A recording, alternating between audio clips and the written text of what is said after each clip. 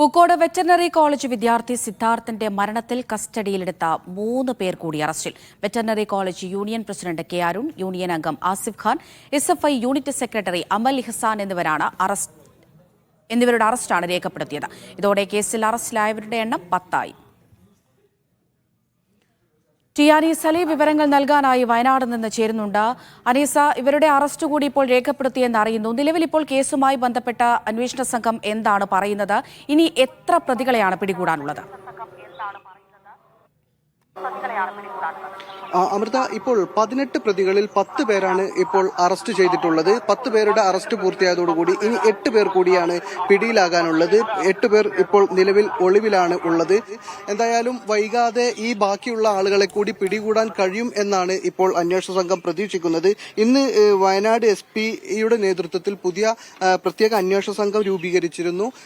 ജില്ലാ പോലീസ് മേധാവി രൂപീകരിച്ച അന്വേഷണ സംഘത്തിൽ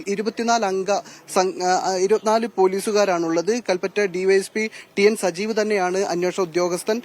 അദ്ദേഹം തന്നെയാണ് നേരത്തെയും ഈ കേസ് അന്വേഷിച്ചിരുന്നത്. ഇപ്പോൾ ഈ 10 പേർ കൂടി പിടിയിലായതിൽ എല്ലാ ആളുകളും തന്നെ SFI പ്രവർത്തകരാണ് എന്നതാണ് ഏറ്റവും എടുത്തു പറയേണ്ടി വരുന്ന കാര്യം. യൂണിറ്റ് സെക്രട്ടറി അമൽ ഇഹ്സാൻ ഉണ്ട്. അതുപോലെ തന്നെ college union chairman, college union ഇവിടെ ചെയർമാൻ എന്നല്ല പറയുന്നത്, കോളേജ് യൂണിയൻ പ്രസിഡന്റ് ആണ് വെറ്ററിനറി സർവകലാശാലയിൽ. College union president K Arun ഈ അറസ്റ്റിലായവരിലുണ്ട്. അതുപോലെ തന്നെ ഈ ആസിഫ് ഖാൻ, ഈ 3 പേരാണ്. ആസിഫ് ഖാനും യൂണിയൻ അംഗമാണ്. ഈ 3 പേരാണ് ഇപ്പോൾ പിടിയിലായിട്ടുള്ളത്. ഇന്നലെ 7 പേരുടെ അറസ്റ്റ്, ഇന്നലെ വരെ 7 പേരുടെ അറസ്റ്റാണ് ഉണ്ടായിരുന്നത്. ഇന്ന് 3 പേരുടെ കൂടി അറസ്റ്റ് രേഖപ്പെടുത്തിയതോടെ 10 പേരാണ് പിടിയിലായിട്ടുള്ളത്. 18 പേരാണ് പോലീസിന്റെ കണക്ക് പ്രകാരം പ്രതിപട്ടികയിലുള്ളത്. അതേസമയം വിദ്യാർത്ഥികൾ പറയുന്നതനുസരിച്ച് 25 പേർ കൂടി നിന്ന് 3 മണിക്കൂറോളം നേരം ഈ വിദ്യാർത്ഥിയെ മർദ്ദിച്ചിട്ടുണ്ട് എന്നാണ്. ക്രൂരമർദ്ദനത്തിനിരയായിട്ടുണ്ട് ഈ വിദ്യാർത്ഥി സിദ്ധാർത്ഥ്. മരണത്തിന് കീഴടങ്ങുന്നതിന് മുമ്പ് ഇദ്ദേഹത്തിന്റെ പോസ്റ്റ്മോർട്ടം റിപ്പോർട്ടിൽ ഇദ്ദേഹം ക്രൂരമർദ്ദനത്തിനിരയായി എന്നാണ് വ്യക്തമാകുന്നത്. വിദ്യാർത്ഥി സിദ്ധാർത്ഥ് തലയോട്ടിക്ക് പൊട്ടുണ്ടായിരുന്നു. അതുപോലെ തന്നെ കഴുത്തിൽ കുരുക്കുമുറുകിയതല്ലാത്ത ഒരു അസ്വാഭാവിക ഒരു മുറിവുണ്ടായിരുന്നു. അതുപോലെ തന്നെ വാരിയെല്ലിനും വയറ്റിലും ഒക്കെ ചവിട്ട് കിട്ടിയിട്ടുണ്ടായിരുന്നു. തലയോട്ടിക്ക് പൊട്ടുണ്ടായിരുന്നു, വാരിയെല്ലിന് പൊട്ടുണ്ടായിരുന്നു. ഇങ്ങനെ ക്രൂരമർദ്ദനം ഈ വിദ്യാർത്ഥി നേരിട്ടു എന്ന് വ്യക്തമാക്കുന്ന പോസ്റ്റ്മോർട്ടം റിപ്പോർട്ട് പുറത്തു വന്നിരുന്നു. അതിന് പിന്നാലെയാണ് പോലീസ് അന്വേഷണം ആരംഭിച്ചത്. പോലീസിന്റെ അന്വേഷണത്തിലും ഇതുപോലെ തന്നെ ഗുരുതരമായ ക്രൂരമായ പീഡനങ്ങൾക്ക് ഈ വിദ്യാർത്ഥി ഇരയായി എന്ന് വ്യക്തമാക്കിയിരുന്നു. അതോടൊപ്പം തന്നെ പോലീസിന്റെ അന്വേഷണത്തിൽ കണ്ടെത്തിയ മറ്റൊരു കാര്യം, ഇത് ആദ്യത്തെ സംഭവമല്ല ഈ സർവകലാശാലയിൽ എന്നതാണ്. നിരന്തരം ഇതുപോലെയുള്ള സംഭവങ്ങൾ അവിടെ ഉണ്ടാകാറുണ്ടായിരുന്നു എന്നാണ്. ആൾക്കൂട്ട വിചാരണ പുതിയ കാര്യമല്ല.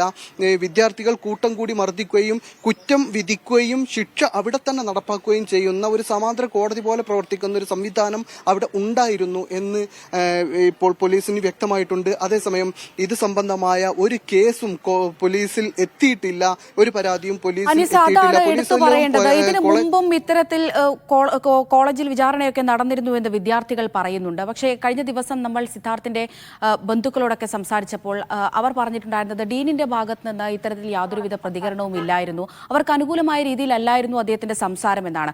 അപ്പോൾ ഇതൊക്കെ നേരത്തെ അറിഞ്ഞിട്ടും അത് അധികൃതരെ അറിയിച്ചിട്ടില്ല എന്നുള്ളത് വളരെ ഗുരുതരമായൊരു കാര്യം തന്നെയല്ലേ? ഡീനിനെതിരെ എന്തെങ്കിലും നടപടിക്കോ മറ്റോ സർവകലാശാല സാധ്യത കാണുന്നുണ്ടോ? വിവരങ്ങൾ.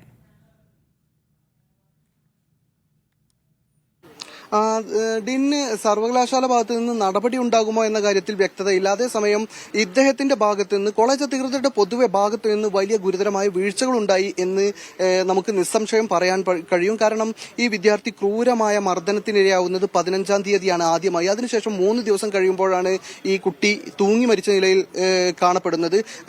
താമസിക്കുന്ന ഹോസ്റ്റലിലെ ശുചിമുറിയിൽ തൂങ്ങി മരിച്ച നിലയിലായിരുന്നു മൃതദേഹം ഉണ്ടായിരുന്നത്.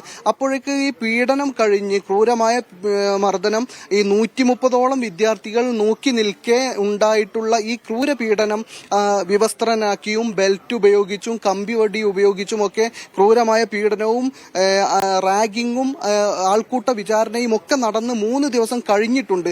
ഇതിനിടയിൽ ഒന്നും ഈ സംഭവം ഡീൻ ഈ കോളേജിന്റെ ഉന്നതാധികാരികളെയോ അല്ലെങ്കിൽ പോലീസിനെയോ ഏറ്റവും ചുരുങ്ങിയത് ഈ വിദ്യാർത്ഥിയുടെ മാതാപിതാക്കളെയെങ്കിലുമോ വിളിച്ചറിയിച്ചില്ല എന്നതാണ് ഗുരുതരമായ കൃത്യവിലോപം കൃത്യവിലോപമായി കാണുന്നത്. ഇത് ഈ കോളേജിൽ സാധാരണ സംഭവിക്കാറുള്ള ഒരു ആൾക്കൂട്ട വിചാരണ പോലെ തന്നെയാണ്. അത് ഒരു ഗൗരവമായി ഡീൻ പരിഗണിക്കാറില്ല എന്നതുകൊണ്ടാണ് ഇത് പരിഗണിക്കാതിരുന്നത് എന്നാണ് ഇപ്പോൾ നമുക്ക് മനസ്സിലാകുന്നത്. എന്തായാലും ആ കാര്യങ്ങളിലൊക്കെ വ്യക്തമായ വിവരങ്ങൾ പുറത്തുവരേണ്ടതുണ്ട്. മാത്രവുമല്ല, ഇത് കഴിഞ്ഞ് ഈ വിദ്യാർത്ഥിയുടെ മരണം കഴിഞ്ഞ് അസ്വാഭാവിക മരണത്തിനാണ് പോലീസ് കേസെടുക്കുന്നത്. അസ്വാഭാവിക മരണത്തിൽ പോലീസ് കേസെടുത്ത ഇപ്പോൾ ഈ കേസ് അന്വേഷിക്കുന്ന TN സജീവ് എന്ന് പറയുന്ന കൽപ്പറ്റ ഡിവൈഎസ്പി ആണ് ആദ്യമായി ഈ വിഷയത്തിൽ ഒരു സംശയത്തിന്റെ സാധ്യത മുന്നോട്ട് വെക്കുന്നത്. അദ്ദേഹമാണ് ജില്ലാ പോലീസ് മേധാവിയോട് ഇതിൽ ദുരൂഹതയുണ്ട് എന്ന് പറയുന്നത്. ഇതേ തുടർന്ന് ജില്ലാ പോലീസ് മേധാവി അദ്ദേഹത്തോട് കോളേജിന്റെ വിശദീകരണം ചോദിക്കാൻ ആവശ്യപ്പെടുകയും ഇതേ തുടർന്ന് ചോദ്യം ഈ കോളേജിൽ നേരിടേണ്ടി വരികയും ചെയ്യുന്ന സന്ദർഭത്തിൽ മാത്രമാണ് ആന്റി റാഗിംഗ് കമ്മിറ്റി കോളേജ് വിളിച്ചുകൂട്ടുന്നതും അവിടെ റാഗിംഗ് നടന്നു എന്ന് ആദ്യമായി സമ്മതിച്ച് റിപ്പോർട്ട് പോലീസിന് കൊടുക്കുന്നതും. ഇതിന് ശേഷമാണ് ഇതിൽ പോലീസിന്റെ അന്വേഷണം കാര്യക്ഷമമാകുന്നത്. ശ്രദ്ധിക്കേണ്ട കാര്യം, ഇത് ഈ കുട്ടിയുടെ മരണം കഴിഞ്ഞ് 4 ദിവസം കഴിയുമ്പോഴാണ്, ഈ പീഡനം കഴിഞ്ഞ് 7 ദിവസം കഴിയുമ്പോഴാണ്, ഈ പീഡനം കഴിഞ്ഞ് 3 ദിവസം കഴിഞ്ഞിട്ട് ഈ കുട്ടി ആത്മഹത്യ ചെയ്യുന്നു. അതും കഴിഞ്ഞ് 4 ദിവസം കഴിഞ്ഞിട്ട് പോലീസ് കേസെടുക്കുമ്പോൾ മാത്രമാണ് ഈ വിഷയത്തിൽ ഈ കോളേജ് അധികൃതരുടെ ഭാഗത്ത് നിന്ന് എന്തെങ്കിലും തരത്തിലുള്ള നടപടി ഉണ്ടാകുന്നത്. ആ ഘട്ടത്തിൽ മാത്രം 7 ദിവസം കഴിഞ്ഞിട്ടാണ് 12 വിദ്യാർത്ഥികളെ സസ്പെൻഡ് ചെയ്യാൻ കോളേജ് തീരുമാനിക്കുന്നത്. ഈ സസ്പെൻഡ് ചെയ്തതിന് ശേഷം കുട്ടികൾ ഒളിവിൽ പോയി. പിന്നീട് മറ്റ് 6 പേരെയാണ് പോലീസ് അറസ്റ്റ് ചെയ്യുന്നത്. അവർ ഈ ക്രൂരകൃത്യത്തിൽ പ്രതികളായിരുന്നു എന്നും കുറ്റകൃത്യത്തിൽ പങ്കാളികളായിരുന്നു എന്നും വ്യക്തമായതോടുകൂടി അവരുടെ അറസ്റ്റ് രേഖപ്പെടുത്തി. പിന്നീട് ഈ വിദ്യാർത്ഥികളുടെ അറസ്റ്റ് കഴിഞ്ഞ 2 ദിവസം മുമ്പ് ഈ വിദ്യാർത്ഥികളുടെ അറസ്റ്റ് ഉണ്ടായി. 10 ദിവസം കഴിഞ്ഞിട്ടാണ് അറസ്റ്റ് ഉണ്ടാകുന്നത്. അതിനുശേഷം ഇന്ന് മാത്രമാണ് ഈ വിദ്യാർത്ഥികളെ സസ്പെൻഡ് ചെയ്തുകൊണ്ട് കോളേജ് ഉത്തരവിറക്കുന്നത്. ആദ്യം 12 പേരെ സസ്പെൻഡ് ചെയ്തിരുന്നു. അത് കഴിഞ്ഞ് അറസ്റ്റ് കഴിഞ്ഞ് 6 പേരുടെ അറസ്റ്റും കഴിഞ്ഞതിന് ശേഷം ദിവസങ്ങൾ പിന്നിട്ടിട്ട് ഇന്നാണ് 6 പേരെ കൂടി സസ്പെൻഡ് ചെയ്യുന്നത്. എന്തായാലും ഈ വിഷയത്തിൽ സർവകലാശാല രജിസ്ട്രാർ ഇദ്ദേഹത്തോട് വിശദീകരണം ചോദിച്ചിട്ടുണ്ട്. അദ്ദേഹം വിശദീകരണം നൽകിയിട്ടുള്ള വിശദീകരണത്തിൽ പറയുന്നത് താൻ വൈകിയാണ് ഈ കാര്യങ്ങൾ അറിഞ്ഞത് എന്നാണ്. അതും ഒരു കൃത്യവിലോപമാണ്. കാരണം വിദ്യാർത്ഥികളുടെ ചാർജ് ഉണ്ടായിരുന്ന ഹോസ്റ്റലിന്റെ ചുമതലയുണ്ടായിരുന്ന വാർഡൻ കൂടിയാണ് ഈ ഡീൻ. അദ്ദേഹം ഈ കാര്യം അറിഞ്ഞില്ല എന്നത് വിശ്വാസയോഗ്യമല്ല. ഇനി അറിഞ്ഞിട്ടില്ലെങ്കിൽ തന്നെ അത് ഗുരുതരമായ കൃത്യവിലോപമാണ്. എങ്ങനെയായാലും ഈ സംഭവം കഴിഞ്ഞതിന് ശേഷം പോലും, ഈ മരണം കഴിഞ്ഞിട്ട് പോലും പോലീസിൽ പരാതി നൽകുന്നതിന് പകരം പോലീസിന്റെ ഭാഗത്തു നിന്ന് അന്വേഷണം വരുമ്പോൾ മാത്രമാണ് ഈ കാര്യത്തിൽ ആൾക്കൂട്ട വിചാരണ സംബന്ധിച്ചും ഒരു റാഗിംഗ് സംബന്ധിച്ചും ഒക്കെ പരാതി വരുന്നത്. ഈ പരാതി കോളേജിന് നൽകുന്നത്. എന്തായാലും ഇപ്പോൾ കോളേജിൽ കൂടുതൽ സെക്യൂരിറ്റി ഉദ്യോഗസ്ഥന്മാരെ നിയമിക്കാനും കൂടുതൽ CCTV ക്യാമറകൾ സ്ഥാപിക്കാനും ഒക്കെ തീരുമാനിച്ചിട്ടുണ്ട്. അതോടൊപ്പം ഈ രജിസ്ട്രാറോട് വിശദീകരണം തേടിയതിൽ അദ്ദേഹത്തിന്റെ വിശദീകരണം തൃപ്തികരമാണ്. രജിസ്ട്രാർ വിശദീകരണം തേടിയതിൽ ഡീനിന്റെ മറുപടി തൃപ്തികരമാണോ എന്ന കാര്യമൊക്കെ സർവകലാശാലയാണ് ഇനി തീരുമാനിക്കേണ്ടത്. എന്തായാലും അത് സംബന്ധമായ അന്വേഷണങ്ങളൊക്കെ ഉണ്ടാവും. എന്തായാലും വിദ്യാർത്ഥി സംഘടനകൾ ഇപ്പോൾ ശക്തമായ പ്രക്ഷോഭത്തിലാണ്. അവർ ആവശ്യപ്പെടുന്നതിൽ ഒരു കാര്യം ഡീൻ രാജിവെക്കണമെന്ന് തന്നെയാണ്. കോളേജ് അധികൃതർക്ക് ഈ വിഷയത്തിൽ കൃത്യമായ അനാസ്ഥയുണ്ടായിട്ടുണ്ട്. SFIയെ സഹായിക്കുന്ന നിലപാടാണ് കോളേജ് അധികൃതരുടെ ഭാഗത്തുനിന്നുണ്ടായത്. SFI കൊലപ്പെടുത്തിയതാണ് ഈ വിദ്യാർത്ഥിയെ എന്ന് തന്നെ വിദ്യാർത്ഥി സംഘടനകൾ ആരോപിക്കുന്നുണ്ട്. നേരത്തെ ഇത് വിദ്യാർത്ഥിയുടെ സിദ്ധാർത്ഥിന്റെ കുടുംബം ഈ കാര്യം ഉന്നയിച്ചിരുന്നു. തങ്ങളുടെ മകൻ ആത്മഹത്യ ചെയ്യില്ല, തങ്ങളുടെ മകനെ കൊന്നു കെട്ടിത്തൂക്കിയതാണെന്നാണ് കുടുംബം പറഞ്ഞിരുന്നത്. അതിനുശേഷം പിന്നീട് വിദ്യാർത്ഥി സംഘടനകൾ സമരമേറ്റെടുത്തു. ഈ സമരരംഗത്തൊന്നും തന്നെ SFI ഇല്ല എന്നതും എടുത്തു പറയേണ്ട കാര്യമാണ്. SFI തങ്ങൾക്ക് ഇതിൽ പങ്കില്ല എന്ന് SFI SFI സംസ്ഥാന നേതൃത്വം പറയുന്നു. തങ്ങൾക്ക് ഇതിൽ പങ്കില്ല എന്ന് വ്യക്തമാക്കുന്നു. 4 പ്രവർത്തകർ തങ്ങളുടെ പ്രവർത്തകരാണ്.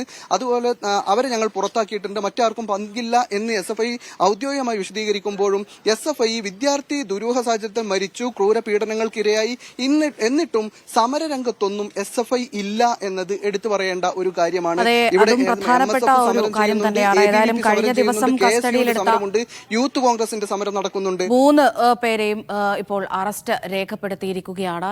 ഇനിയും കേസുമായി ബന്ധപ്പെട്ട കൂടുതൽ ആളുകൾ പിടിയിലാകാനുണ്ട് എന്നാണ് T. അനീസ് അലി വയനാട് നിന്ന് റിപ്പോർട്ട് ചെയ്യുന്നത്.